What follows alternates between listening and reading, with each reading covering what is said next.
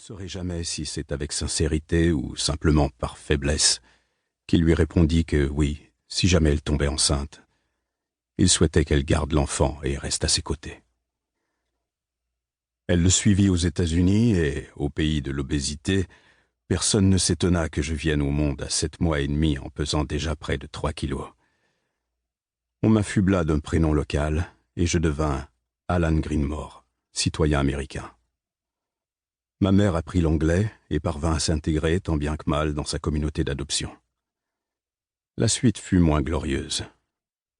Mon nouveau père perdit son emploi 5 ans plus tard, et devant la difficulté d'en retrouver un en pleine crise économique de l'avant Reagan, il se laissa progressivement glisser dans l'alcoolisme. L'engrenage fut rapide. Il devint maussade, taciturne, dépressif. Ma mère était écœurée par son manque d'acharnement et lui reprochait sans cesse son laisser-aller. Elle lui en voulait profondément et cherchait en permanence à le provoquer. Le moindre détail servait de prétexte à ses reproches. L'absence de réaction de son conjoint l'amenait ensuite à des attaques de plus en plus personnelles, frisant l'insulte. On avait l'impression qu'elle était satisfaite lorsqu'il se mettait enfin en colère, comme si elle préférait son courroux à son atonie. J'étais terrorisé par son jeu. J'aimais mes parents et ne supportais pas de les voir se détruire. Les colères de mon père étaient rares, mais explosives, et je les redoutais autant que ma mère les désirait avec une évidence flagrante. Elle obtenait enfin une réaction de sa part, un regard dans les yeux, une action. Elle avait un adversaire qui existait, avait du répondant. Elle disposait d'un exutoire à sa rancœur accumulée, et elle se déchaînait verbalement. Un soir, il la battit, et je fus moins traumatisé par sa violence que par le plaisir pervers que je lus sur le visage de ma mère. Une nuit où leur dispute fut particulièrement terrible, ma mère lui balança à la figure que son fils n'était pas son fils, et je l'appris du même coup. Il quitta la maison le lendemain, et on ne le revit jamais. Mon second père venait de me quitter, lui aussi. Ma mère lutta pour nous faire vivre. Elle travailla 6 jours sur 7 d'interminables heures dans une blanchisserie. Elle en ramenait les senteurs chimiques à la maison tous les soirs, ces senteurs si caractéristiques qui la suivaient partout. Quand elle venait m'embrasser au lit au moment du coucher, je ne reconnaissais plus l'odeur chérie de ma mère, cette odeur qui auparavant me rassurait et m'invitait au sommeil en m'enveloppant de tendresse. Un pas, puis un autre.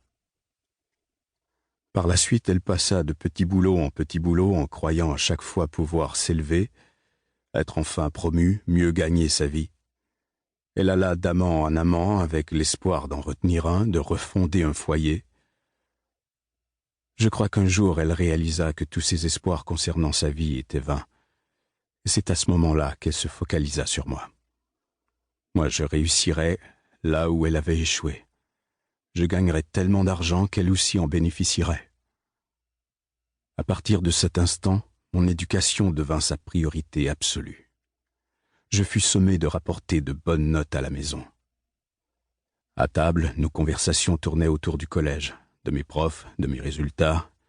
Ma mère devenait mon entraîneur, j'étais son poulain. Parlant français avec elle et anglais avec le reste du monde, j'étais bilingue de naissance. Elle répétait en boucle que je disposais donc d'un atout majeur.